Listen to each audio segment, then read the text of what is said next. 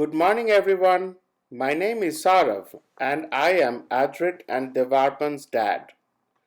Today, I am going to read from my biggest storybook ever, and then I am going to read a poem from Dr. Seuss's Sneetches book. So here you go. The Magic Combs. King Bonkers may be my father, said Princess Mirabelle, as she brushed the mud from the coat of her little dog. But I think he must be the silliest king that ever lived. King Bonkers may be my husband, said the queen, as she pruned her favorite rose brush. But I have to agree with you. If he isn't complaining how bored he is playing silly tricks on people. Everybody is tired of him, and if he doesn't mend his ways soon, people will choose a new king, and we shall all be turned out of our beautiful palace. King Bonkers walked across the lawn towards the queen and the princess. "I am so bored," he said. "We could all be bored if we walked around all day doing nothing," said the queen. "Have you signed your important papers today?" "No," answered King Bonkers. "Important papers bore me." "Well, you could help me prune the roses," suggested the queen. "No, thank you," said King Bonkers. "I might break my fingers." And he walked out of the palace gate and up the hill to Wizard Winegum's house. Wizard Winegum wasn't very pleased to see King Bonkers. "Tell me what you want quickly," he said. "I am very busy today." "I am bored," said King Bonkers, "and I want a spell to make something exciting happen." Wizard Winegum stroked his long white beard thoughtfully. Well, I have some magic combs," he said. "If you comb your hair with one of these combs, everything you touch for half an hour afterwards will turn into something different." "Into what?" asked King Bonkers. "That's the trouble," answered Wizard Winegum. "You won't know until you touch it. The combs are quite expensive, 20 gold pieces each." "I will take 2, said King Bonkers, and he counted out 40 gold pieces. "Are you quite sure you want 2? asked Wizard Winegum, taking the combs down from his high shelf. "Surely one will be enough." "I want 2, said King Bonkers, and he took the combs and ran back to the palace as fast as his little fat legs could carry him.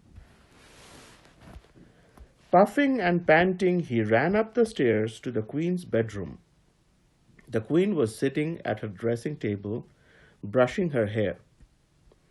"I have bought you a nice new comb, dear," said King Bonkers, handing her one of the combs. "Oh, thank you. That is kind of you," she said, and she combed her hair with the magic comb. She then put the comb down and picked up her hairbrush. As soon as she touched it, the hairbrush turned into a spider. The queen hated spiders. She screamed and dropped the spider. It fell onto her lap. She tried to knock the spider from her lap onto the floor, but as she touched it, it turned into a mouse. The queen was terrified of mice. She climbed onto a chair, screaming to King Bonkers to take the mouse away. As she touched the chair, it turned into a kangaroo. It hopped out of the door with Queen clinging to its neck. King Bonkers thought this was very funny and laughed until tears ran down his fat cheeks. Still laughing, King Bonkers went to give the other comb to Princess Mirabelle. The princess was playing with her little dog on her bedroom floor. King Bonkers handed her the comb. "Oh, thank you, father," she said, and combed her hair with the new comb. She picked up a slide to put in her hair. At once the slide turned into a ginger kitten. The ginger kitten scratched her and wriggled out of her hands. It ran through the bedroom door and down the stairs, chased by the princess's little dog. Princess Mirabelle ran to the door to call her dog back. As she touched the door, it turned into a horse. The horse ran down the stairs after the dog and the kitten. Soon the whole palace was in an uproar, with the kangaroo, dog, horse, kitten, and mouse all chasing each other. King Bonkers hadn't had so much fun for years. He laughed and laughed until he thought his sides would burst.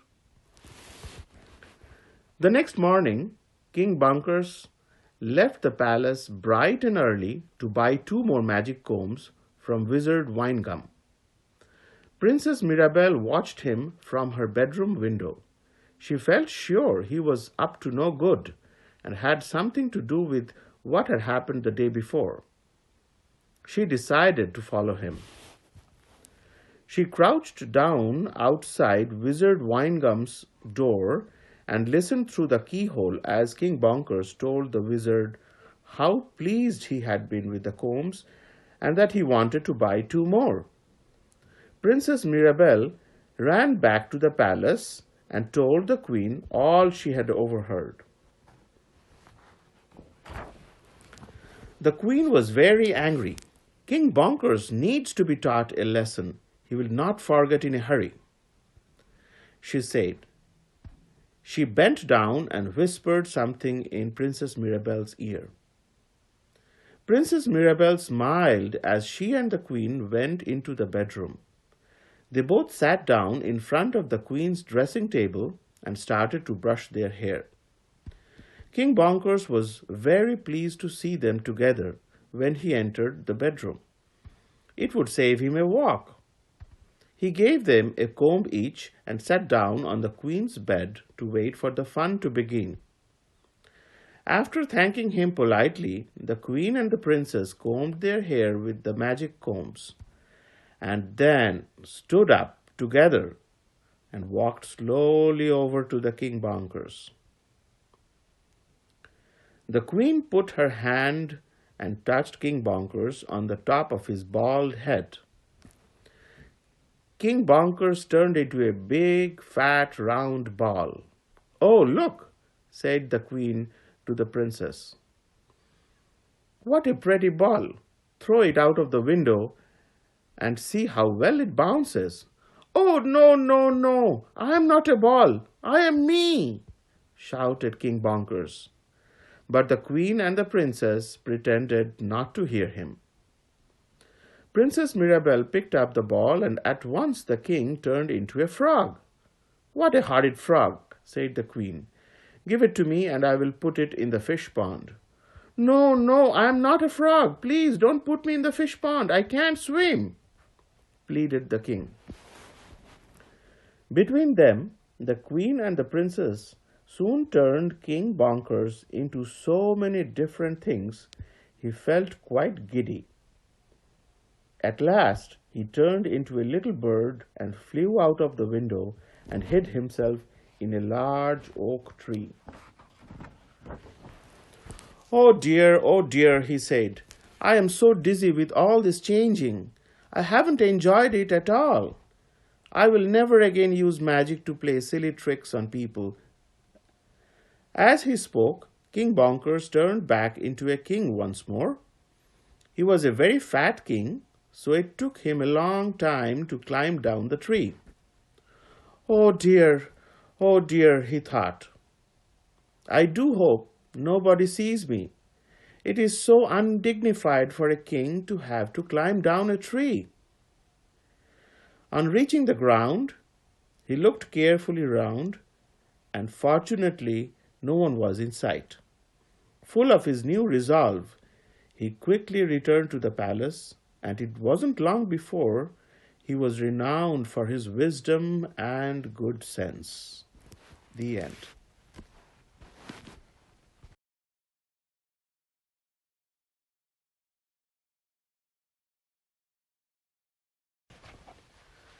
Too Many Daves by Dr. Seuss.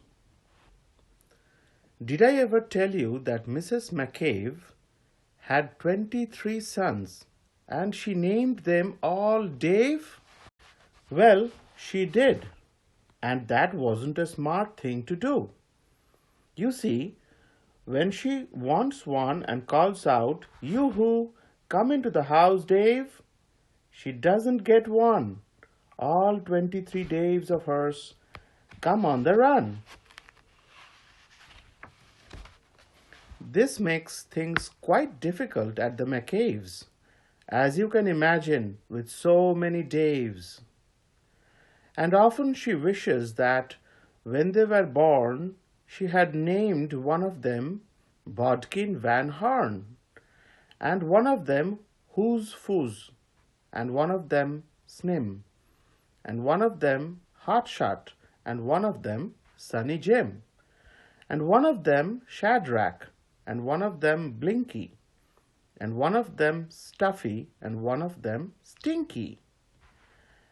Another one Put Put, another one Moonface, another one Marvin O'Gravel Balloonface, and one of them Ziggy, and one Soggy Muff, one Buffalo Bill, and one Biffalo Buff, and one of them Sneepy, and one Weepy Weed, and one Paris Garters, and one Harris Tweed, and one of them Sir Michael Carmichael Zutt, and one of them Oliver Bolivar Butt, and one of them Zanzibar Buck Buck McFate. But she didn't do it, and now it's too late.